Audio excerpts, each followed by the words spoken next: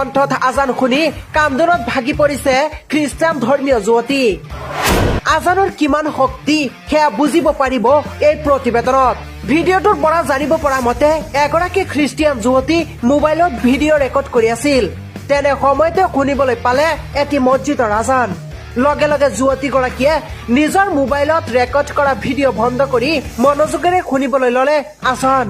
আজান শুনি চকুৰ পানী ধৰি ৰাখিব নোৱাৰিলে খ্ৰীষ্টান ধৰ্মীয় যুৱতীয়ে। যুৱতীগৰাকীয়ে পৰৱৰ্তী ভিডিঅ'ৰ যোগেদি কান্দি কান্দি প্ৰকাশ কৰিলে আজান শুনি কেনেকুৱা লাগিছিল তাইৰ।